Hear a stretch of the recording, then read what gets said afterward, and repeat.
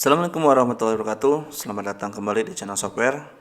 Di video kali ini kita akan melanjutkan pembahasan mengenai siklus pembelian, khusus untuk part kelima ya, kalau tidak salah.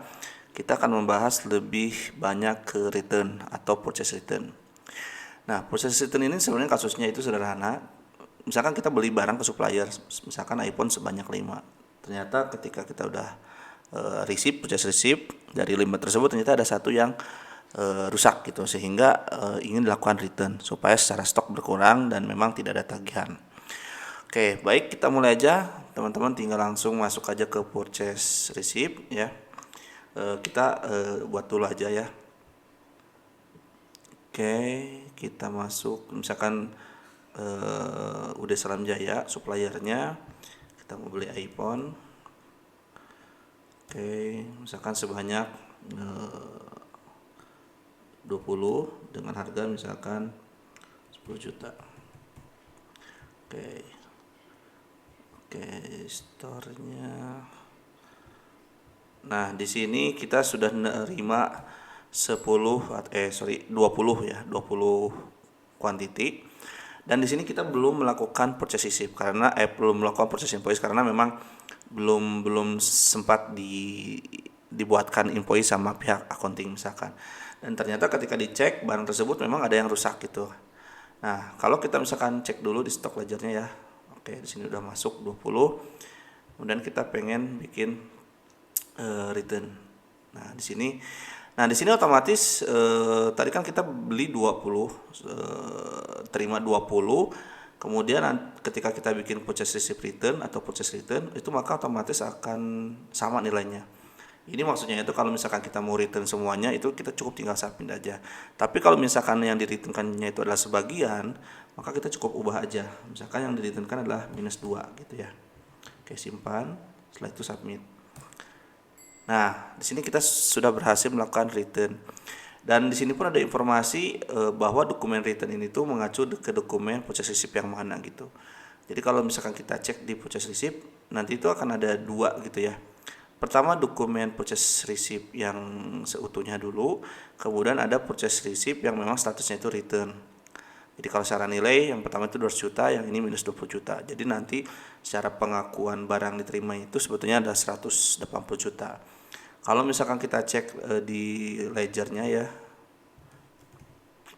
di ledgernya misalkan iPhone. Oke, nah ini. Nah, kurang lebih seperti ini. Ini tadi masuk 20, kemudian di return 2. Nah, itu kasus pertama. Jadi return purchase receipt tanpa purchase invoice. Nah, gimana kalau kasusnya adalah kita ingin return purchase receipt tetapi dari purchase receipt itu sudah di purchase invoice kan. Jadi hutangnya itu sudah diakui atau sudah diterbitkan. Oke, kita balik dulu ke sini ke purchase receipt. Oke, kita misalkan ini kita batalkan dulu aja ya, biar kita nggak buat yang baru. Oke, kalau kita batalkan maka otomatis purchase receipt ini akan full. Kemudian dari sini kita buatkan purchase invoice dulu. Oke, kita simpan. Oke, sudah. Nah, maka status purchase receipt ini adalah komplit ya. Oke, ini ada purchase receipt yang sudah di purchase invoice kan 100% gitu ya. Oke, kemudian kita melakukan purchase return. Nah, yang di purchase return kan adalah minus 2 gitu ya. Minus 2. Oke. Kemudian kita submit. Oke, kita sudah bikin purchase receipt-nya. Nah, tetapi ini belum mengurangi hutang gitu ya. Maka dari sini kita perlu melakukan namanya debit note gitu. Sebetulnya debit note ini itu adalah kita membuat purchase invoice dari purchase receipt return gitu. Jadi ibaratnya kita ngebalikin yang tadinya hutang itu 200 juta, karena ada dua item yang dibalikin, maka harusnya hutangnya berkurang. Nah, kemudian kita simpan, setelah itu submit. Oke, nah ini udah sukses ya. Udah sukses. Nah, jadi kalau kita cek di purchase invoice pun jadi ada dua juga sama gitu ya. Nah, kalau kita cek di daftar hutangnya, daftar hutang, oke, kita refresh. Nah, udah salam ini. Yang pertama adalah invoice full, yang kedua adalah pembaliknya atau minusnya. gitu ya. Kurang lebih seperti ini.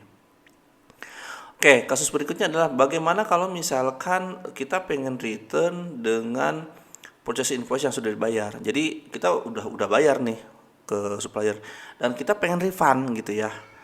Nah, oke, untuk melakukan seperti itu kita balik lagi ke sini. Nah, kita akan batalkan dulu ya biar kita komplit secara data. Oke, ini full, kemudian oke, purchase receipt-nya kita batalkan dulu biar kita seolah-olah dari awal ya. Oke, nah tentunya dengan faktur pembelian yang sudah dibayarkan kita bayarkan dulu, create payment, ininya bank, oke, sebanyak 200 juta. Oke, simpan. Oke, kita sudah buat master datanya. Nah, langkahnya sebetulnya hampir mirip dengan yang tadi ya. Jadi sebetulnya hampir nggak ada bedanya gitu ya. Dari sini kita buat purchase return, kita bedakan aja ya -4 biar agak lebih banyak. Oke, kita submit. Nah, ini udah statusnya return. Dari sini kita buat debit note, kita langsung aja sebagai pengurang. Oke. Nah, barulah di sini kita akan melakukan payment. Payment di sini itu sebetulnya adalah menerima uang dari supplier. Makanya di sini status payment type-nya itu adalah receipt atau menerima uang gitu ya. Misalkan uangnya diterima dalam bentuk cash gitu ya. Jadi nggak masalah gitu kan. Jadi kita akan menerima uang dari supplier UD Salam sebesar 40 juta. Nah, kurang lebih seperti ini. Simpan. Oke. Nah, kurang lebih seperti itu. Nah, jadi kalaupun misalkan nanti saya pengennya uang tersebut nggak dibalikin tapi sebagai debit note, ya sebetulnya kita tidak perlu melakukan payment yang barusan. Kita cukup sampai bikin debit note aja selesai. Jadi nanti uang tersebut itu bisa kita gunakan untuk membayar invoice yang lain ke supplier. Nah, kurang lebih purchase receipt seperti itu gitu ya. Jadi gambaran besarnya yang sering terjadi kurang lebih seperti itu. Kalaupun misalkan ada perbedaan dikit itu ya masih oke lah gitu ya. Dan kalaupun misalkan ada case-case yang belum kita cover, teman-teman silakan komen aja. Mudah-mudahan kita bisa bantu dan kita bisa belajar bareng juga untuk memahami ERP ini. Oke, terima kasih semuanya. Assalamualaikum warahmatullahi wabarakatuh.